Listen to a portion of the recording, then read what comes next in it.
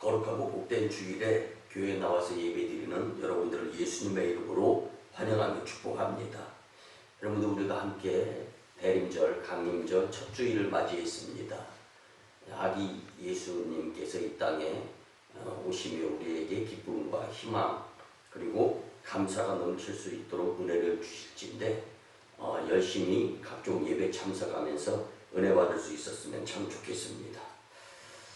여러분, 지금 우리나라는 자영업자들은 죽을 만큼 힘들다고 하고, 한 환경미화원은 암 투병으로 인하여 거리 청소를 못하며 집안의 생계 유지 걱정을 하면서 죽을 것 같다고 하고, 또 모든 국민은 코로나19 시대에 세금 폭탄을 맞으며 힘들어 죽겠다라고 아우성을 치고 있습니다.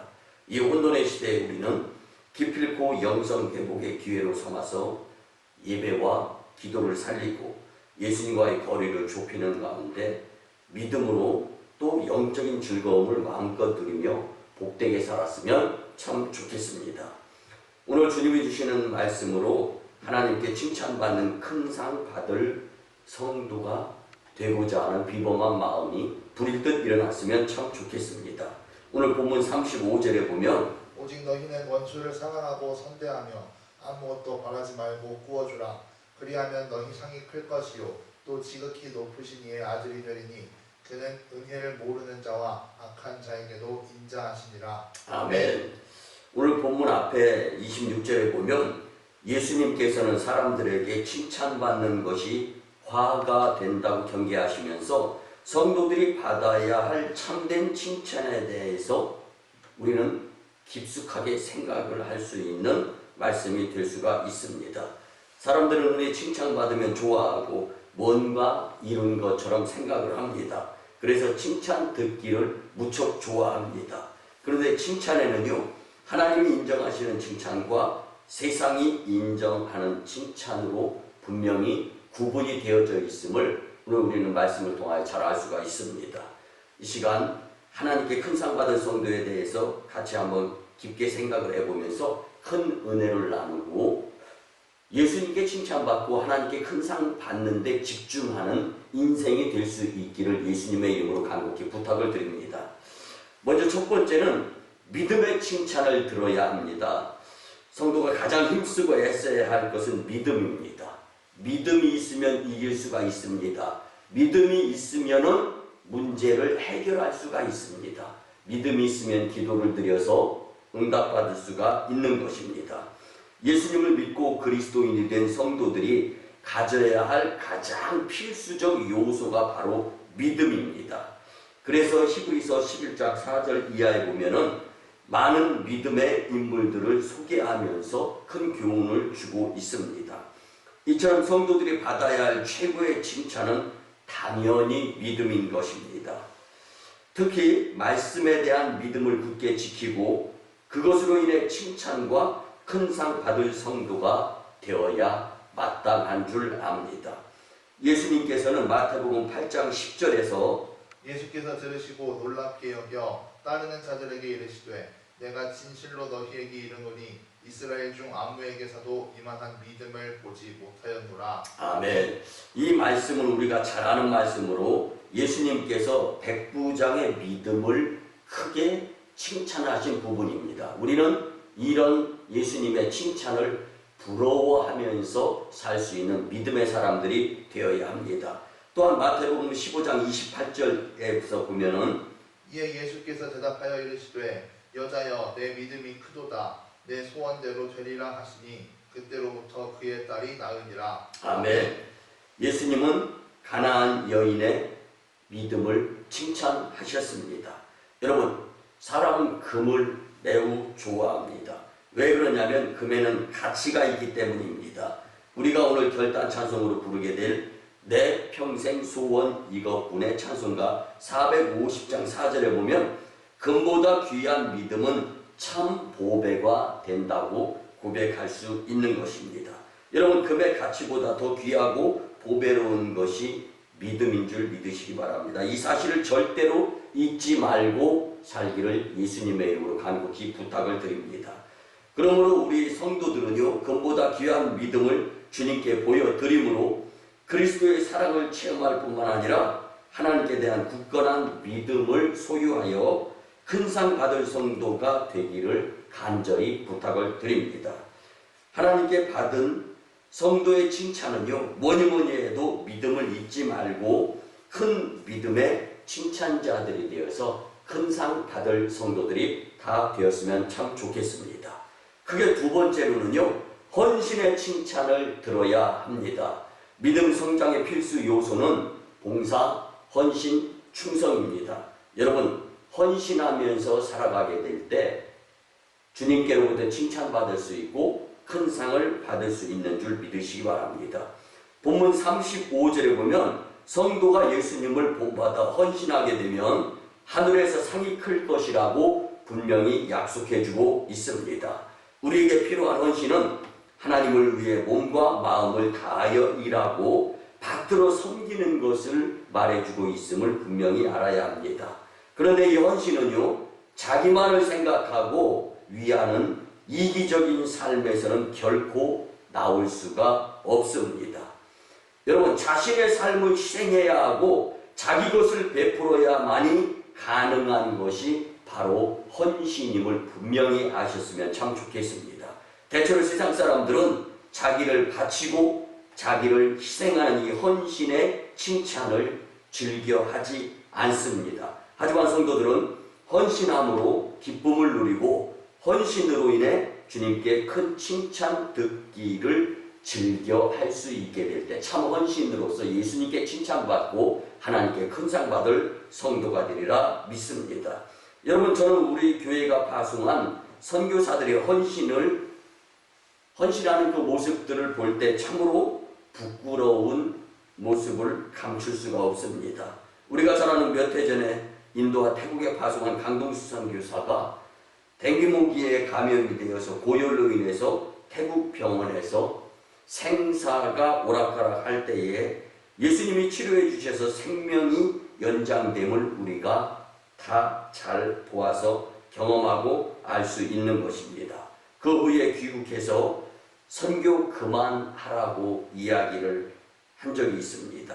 그랬더니 담임 목사님이 선교는 죽을 때까지 하는 것이라고 저희한테 가르쳤지 않습니까? 라고 말했습니다.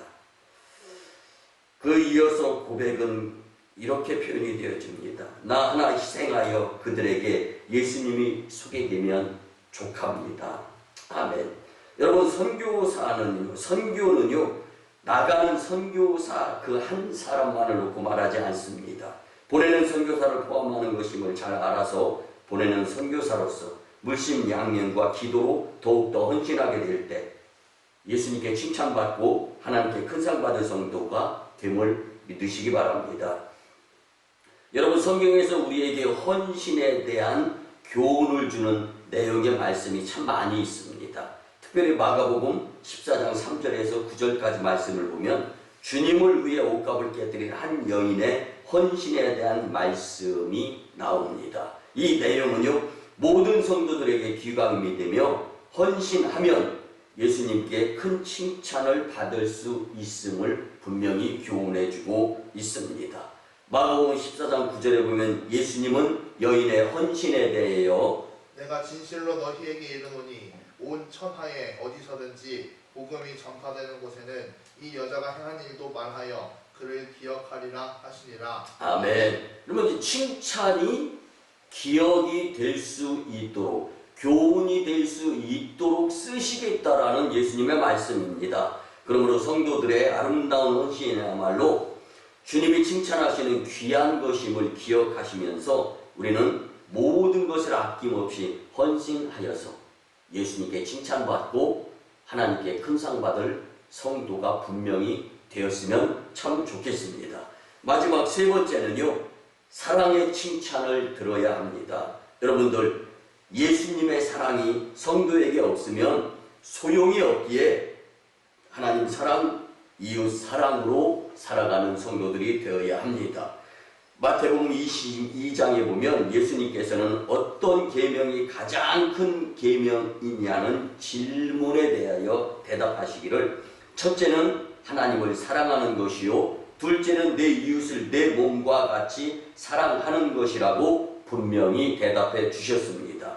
기본적으로 예수님께서는 하나님을 진정으로 사랑하고 하나님을 본받아 이웃을 내 몸과 같이 사랑하는 성도들의 아름다운 모습을 요구하시는 것이 1차의 목적이요, 그 다음에는 이에 대하여 주님이 행하는 모습을 보시고 칭찬해 주시고 큰 상 받을 성도가 될 수 있도록 하시겠다라는 약속의 말씀이 포함되어 있는 것입니다. 그러므로 우리는 오직 참 사랑의 대상인 하나님을 사랑하고 그 사랑을 이웃에게도 전하여서 온전한 사랑을 이룸으로써 하나님께 칭찬받는 귀한 사랑의 성도들이 되어야 할 것입니다. 여러분, 우리가 잘 아는 친자식 둘을 죽인 자를 용서하며 양 아들을 삼고 또 죽은 자식보다 더 많이 사랑해준 한 사람이 있습니다. 우리가 잘 아는 사랑의 원자탄이라는 별명을 가진 손양원 목사님입니다. 1945년 해방 후 남북으로 나뉘며 서로의 이념 갈등이 심할 때 여수에서 좌익 세력과 정부군의 충돌하는 여순 사건이 발생합니다. 그때 중학생이었던 손 목사님의 두 아들이 이 기독교 신자라는 이유로 순교를 당하게 되죠. 애양원에서 치러진 두 아들의 장례 예배에서 손양원 목사님은 눈물을 흘리면서 고백합니다. 아들을 죽인 청년을 용서하고 그를 양자로 삼겠다라고 발표합니다. 후에 손 목사님은 두 아들을 죽인 청년 안재선이 정부군에 사로잡히자 구명운동을 벌여 신병을 인도받고 마침내 양아들로 삼습니다. 그 일로 손 목사님은 사랑의 원자탄이라는 별명을 얻게 됩니다. 한국전쟁이 발발하고 여수까지 내려왔던 북한군은 전세가 불리하게 되자 북한으로 후퇴를 하면서 기독교인들을 심하게 핍박하고 학살을 하는데 교인들을 지키기 위해 앞장섰던 손양원 목사님은 그들의 손에 의해서 순교를 당하게 됩니다. 그렇지만 그는 사랑의 원자탄이라는 별명, 믿음 생활하는 사람들이 전부 다 알 수 있는 그 희생을 통하여서 주님이 칭찬하시고 또 영광 받으시고 큰 상 받을 하나님의 자녀가 되었다는 것을 우리는 분명히 알 수가 있습니다. 여러분, 우리가 한평생을 살면서 사람들로부터 칭찬을 듣지만 우리가 들어야 할 참된 칭찬은 따로 있는 줄 믿으시기 바랍니다. 성도가 하나님과 이웃으로부터 받을 참된 칭찬은 무엇이겠습니까? 그리스도의 사랑을 나누는 것입니다. 예수님을 믿는다는 고백엔 예수님의 사랑을 닮아가겠다는 것이 분명히 포함되어 있습니다. 서로 사랑하며 하나님께 칭찬받으면서 큰 상 받을 성도가 되었으면 참 좋겠습니다. 말씀의 결론을 드리겠습니다. 살아계시며 역사하시는 하나님의 일하심에 대한 감동 실화를 전하면서 오늘 말씀을 맺으려고 합니다. 1921년 스웨덴의 선교사 데이빗과 스베아 플러드 부부는 2살짜리 아들과 아프리카 콩고로 선교를 가게 됩니다. 그들은 선교지에서 또 다른 선교사 부부와 함께 합세하여서 예수님을 전혀 모르는 외딴 지역에서 선교를 하게 됩니다. 그 지역 부족의 이 족장은요, 그들에게 음식을 팔게 허락해 줄 단 한 명의 소년만 만나게 해줍니다. 그들은 그 소년에게 예수님을 전할 뿐 아무것도 할 수가 없었습니다. 얼마 후 다른 부부가 말라리아에 걸려서 떠나게 됩니다. 플러드 부부만 남아서 열심히 한 영혼을 위하여 선교를 하는데 그 뒤로 임신 중이던 스베아도 말라리아에 걸리면서 아이를 낳은 후에 죽음을 당하게 됩니다. 그 순교를 통하여서 이제 이 가정에 위기가 몰려오는데요. 그녀의 남편은 대충 무덤을 파서 27살의 아내를 묻고 선교단체 본부로 돌아가서 갓 태어난 딸을 맡기며 이렇게 말합니다. 나는 이제 스웨덴으로 돌아갑니다. 나는 아내를 잃었습니다. 하나님은 우리를 다 망쳐 놓았습니다. 그는 아들과 선교지를 떠났고 그의 딸은 미국의 믿음 좋은 집안으로 입양이 되어져서 하나님의 인도하심에 의해서 잘 성장하게 됩니다. 어느 날 그의 딸 애기는 우편함에서 우연히 스웨덴 잡지를 발견하게 됩니다. 그 잡지에는 하얀 십자가가 있는 무덤 사진 한 장이 보여집니다. 그곳에서 스베아 플러드라고 쓰인 자기의 어머니 이름을 발견하게 됩니다. 그래서 믿음으로 성장한 아기는요, 감사한 마음을 갖게 됩니다. 그리고 그 잡지의 내용을 보고 아기는 자기 어머니가 선교사였던 것에 대해서 주님께 감사 기도를 드리게 됩니다. 그녀는 아버지를 찾아 스웨덴으로 가고자 기도를 드립니다. 그리고 이제 이 아버지를 찾아서 스웨덴으로 가게 됩니다. 재혼하여 자식을 더 둔 아버지는 술로 망가져 있는 모습을 보게 됩니다. 먼저 아버지의 가족들과 감동적으로 만나서 아기는 아버지를 보고 싶다고 했지만 그들은 약간 머뭇거리다가 아버지는 지금 많이 아프시단다. 그리고 아버지를 만나게 되면 절대로 하나님 이름을 얘기하면 아버지가 크게 화를 낸단다라는 이야기를 들었습니다. 아기는 단념하지 않고 아버지를 찾아서 작은 아파트로 갔고 빈 술병이 사방에 널려 있는 모습을 보게 됩니다. 그리고 아기는 오래전에 자신을 버린 73세의 아버지를 만나서 그와 함께 기쁨의 포옹을 합니다. 그리고 아빠라고 부르며 말하자마자 데이빗은 눈물을 흘리며 거듭 사과를 했습니다.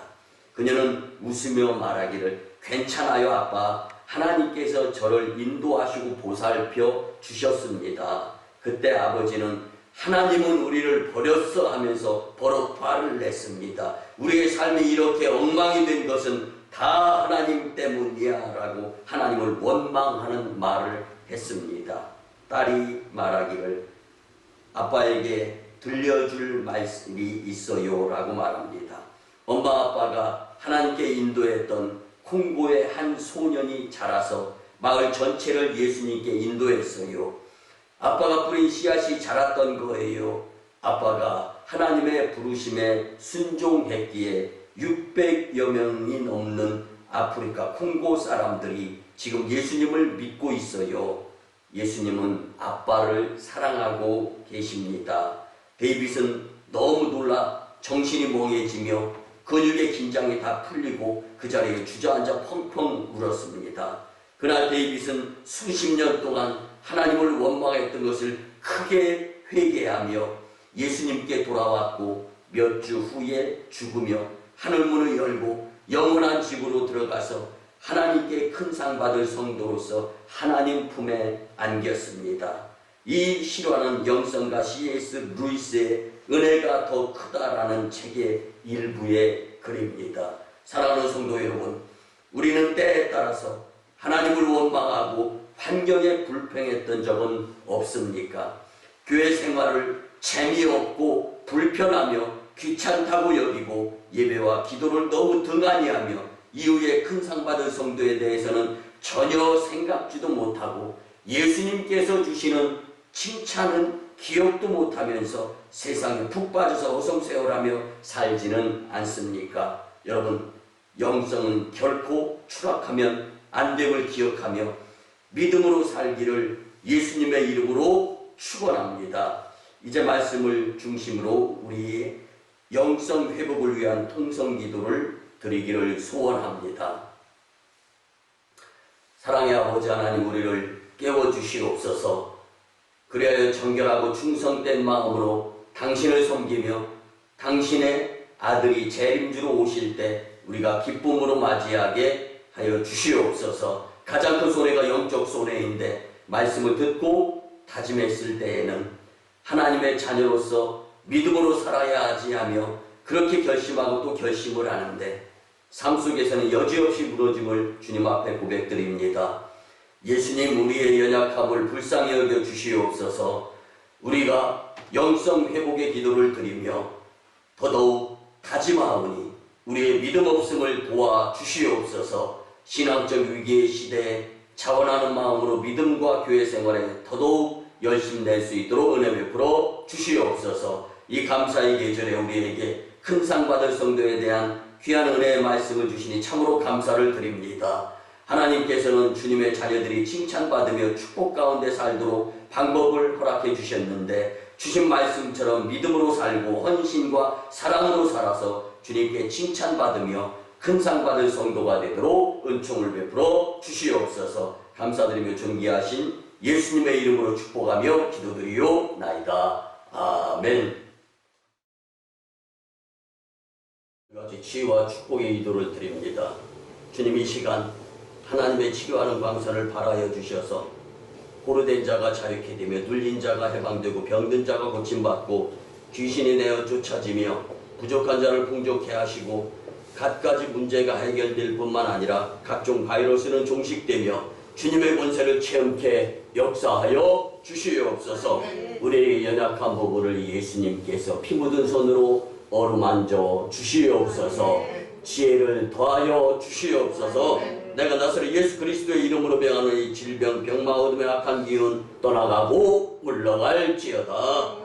아멘, 아멘. 이제는 우리 구주 예수 그리스도의 크신 은혜와 하나님 아버지의 극진하시고 만극하신 사랑하심과 성령님의 감화, 감동, 교통, 역사하심이 큰 상 받을 성도가 반드시 되어야 되겠다, 예수님께 칭찬받아야 되겠다 다짐하고 믿음으로 살고자 돌아가는 복된 심령들의 가정과 직장과 일터와 사업장 위에 1호 선교지 인도와 태국 땅 선교사역, 2호 선교지 중국 땅 광동성 해주의 선교사역, 3호 선교지 저 북녘 땅의 선교사역 위에 하나님의 크신 가호가 선교 현장에서 역사를 통하여 승리의 개선가가 울려 퍼지게 될 줄 믿습니다. 아버지 하나님, 그뿐만 아니라 우리의 삶 가운데에서도 믿음을 모시고자 하시는 주님의 놀라운 은총 가운데에서 남북 평화 통일이 이루어지고 열방 복음화가 이루어지며 코로나19는 종식되어지고 이 나라의 정부에 주님의 손이 개혁되어지기를 예수님의 이름으로 간절히 축원하오나이다. 아멘.